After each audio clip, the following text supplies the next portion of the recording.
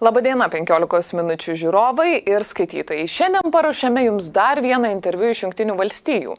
Vašingtone per pačius įkarščius vidurio kadencijos rinkimuose kalbėjome su Amerikos estu Karlu Altau. Jis buvo vienas tų, kuris rinko amerikiečių parašus 2001 metais, kad šie palaikytų Lietuvos, Latvijos ir Estijos stojimą į NATO. Vėliau tos parašus nešė į Kapitolijų.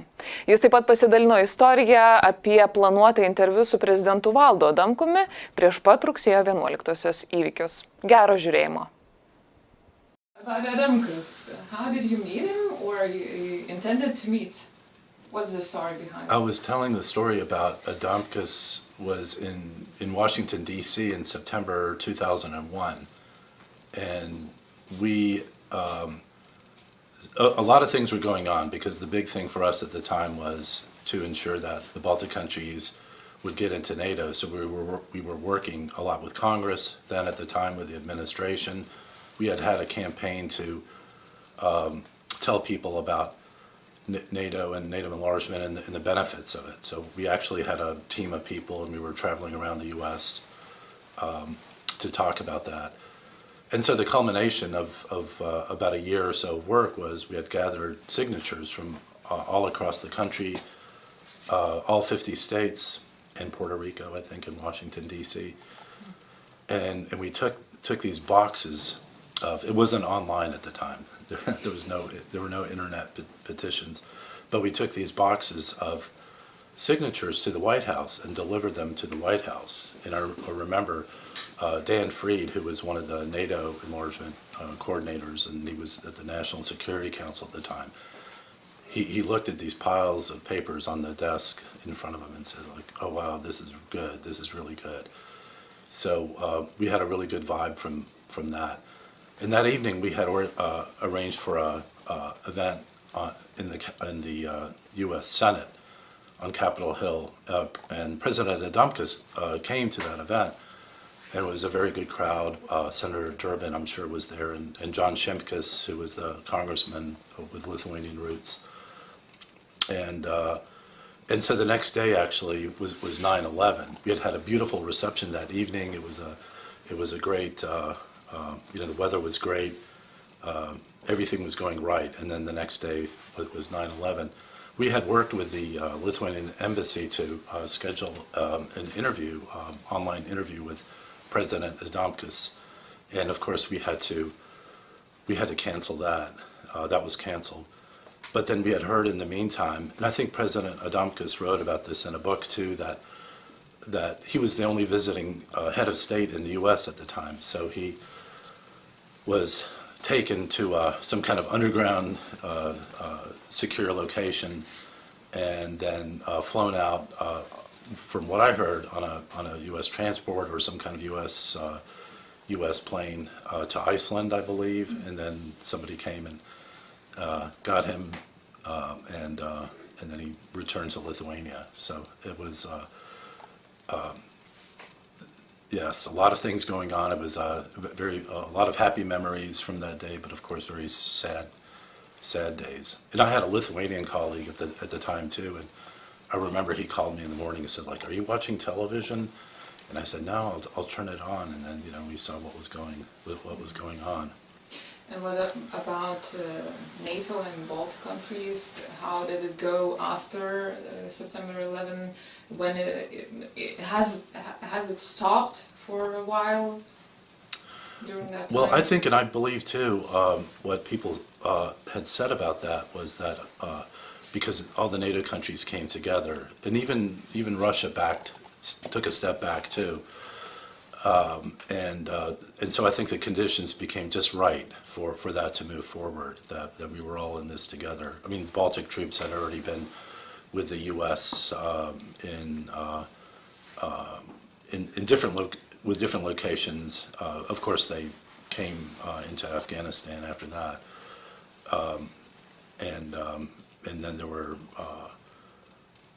So there was that aspect. There was already a lot of cooperation going on, and we were just there as the Baltic American community to ensure that American voters knew about that politicians were aware of it, and the community was very, well, I'd say worked very hard too. I mean, of course, the embassies and the Baltic governments were doing so much in all kinds of different places and different, you know, with different organizations, but there was a lot of, let's say, lobby work going on. We did our part here in the U.S. And I always say that I think in the time that my organization, J-Bank, has been around for 60 years, for half of that time, it was just, you know, people were active in the communities to ensure that the Baltics regained their independence.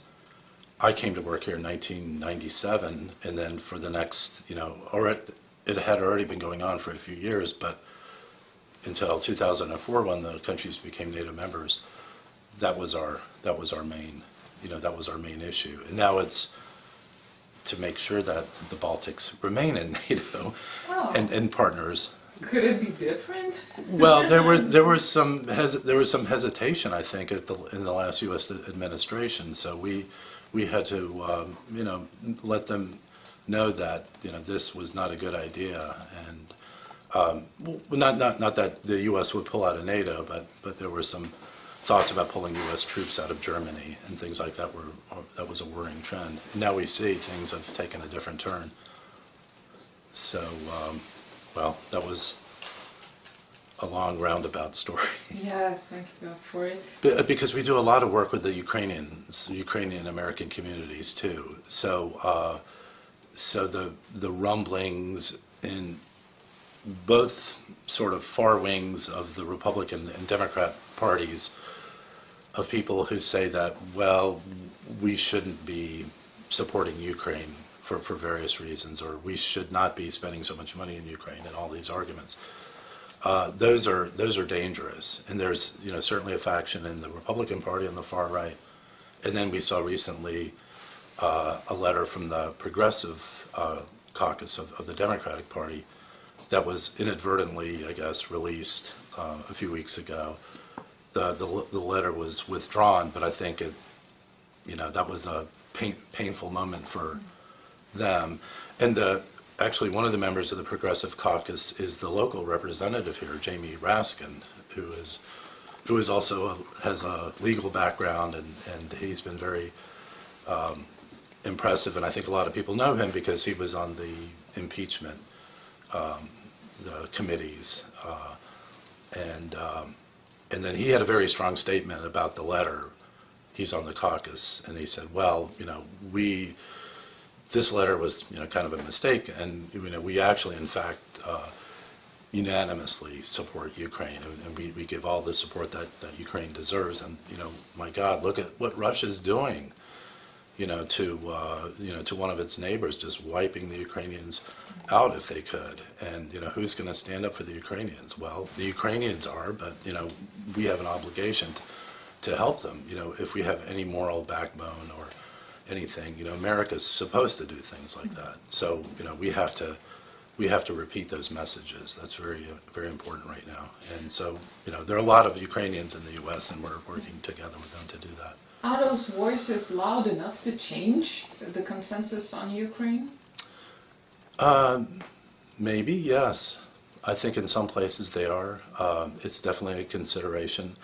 Well, you look at a race like the Senate race in Ohio, which now it looks like J.D. Vance, the Republican candidate, won the open seat against Tim Ryan. And Vance had gone on record a few months ago, and what was it that he said exactly? But he said, you know, well, you know, we shouldn't send anything to Ukraine. And the Ukrainian community, including stalwart, traditional Ukrainian conservatives in Ohio, Ukrainian Americans, Republicans, you know, a lot of them were very offended by that. So I think some of them probably pulled their vote. It didn't make a difference in the long run because, you know, Vance won. I think Vance, when it comes to the U.S.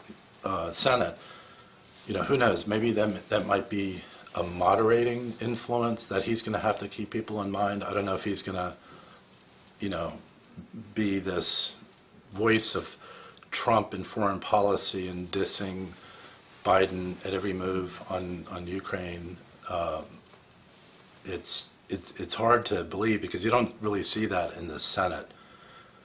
Things are a little wilder in the House. You know, if he was a conservative far right congressman, you know, he might vote on a thing or two, but as a senator, I think that gets moderated a little bit or modulated. So and the Ukrainians are going to be looking at him too, and there are a lot of Ukrainians, there are a lot of Baltic Americans in Ohio, so I think that people are going to be aware of that and working on him. Ukraine and NATO, is it possible? Well, after this year, I don't think anything is impossible. So, yeah, I think there are many countries, many actors who would put the brakes on something like that without ever thinking it through. I was actually in Bucharest at the NATO summit in 2008, so I saw that, you know, right up close how that went. You know, who wanted to support Ukraine and Georgia and their NATO aspirations, and those countries who weren't against it. And then, you know, look what happened, and, you know, look where we are. So do we want to do that again? I mean, Ukraine, people say that Ukraine is like the strongest NATO or non-NATO country there right now, and, you know, they're operating a lot on the you know, thanks to the benefit of NATO countries and other countries that are there, because I think everybody realizes then if it's, you know, if Ukraine, if things go worse there, who's next then? And we don't want next? Who's next? Who's next? Who is next? What do you think? Well, I mean, look where Moldova is situated. Yeah. Exactly. And Kaliningrad. And so for us, it was always a challenge going to Hill and saying, well, you know, we represent the Baltic American communities, and then hearing people saying, oh yes, I've been to Ljubljana. Oh, okay, that's one of those Baltic countries I've not heard of. But yeah, Balkans. And somebody, well, maybe I shouldn't be saying this, but there was a Senate staffer, a very prominent Senate Republican, a staffer who said, oh yes, I was in college and I was doing my, not dissertation, but thesis on one of, related to one of the Baltic countries. It was about Dracula. And I'm like, which Baltic country has vampires? So, yeah. But I think when, you know, the Baltics have made a lot of progress in that people are more aware. I mean, not just because of difficult things that are happening in the world, but also because of innovation, because of different, you know, these different freedoms or things that are measured in you know, either prosperity, which is kind of tough to talk about right now, but you know, even journalistic freedom, you know, which is very high, which is great. I didn't mention that I'm also studying journalism in school, so I have a degree in journalism. But my journalist friends say that, well, then you're like a non-practicing journalist, I suppose, or recovering journalist. That's what they prefer to say. So, yeah. So appreciate the work that you're doing. I'd like to add a question about Ukraine. Will there be more suggestions to negotiate after these elections? Oh, you mean Ukraine with Russia, negotiation on peace? Well, peace in... Yes, yeah. Well, I don't know. I think it's hard to understand exactly what's going on right now, because you see that there is discussion about that that is coming up, whether or not it's something real that is being pushed, or it's some kind of, let's test the audience out and see what they think. I don't see any way right now that it could be done with anybody in Ukraine, obviously, or in the West, thinking that this is a good thing to be happening right now. I mean, Russia is definitely on their heels.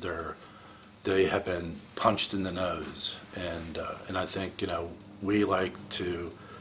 I think we need to continue that. If there are ever any negotiations, and I think what President Zelensky and the Ukrainians have said that Russia has got to be out of Ukraine, and there has to be no Putin involved either. It's whoever is the next person. Then maybe we can talk, but there are a lot of conditions. So I think we all feel very strongly about that. Realistically for the U.S., I think people are always going to be experimenting and trying to figure out, what to do. Or could it be part of informational war? I guess there's always a potential for that too. I don't know.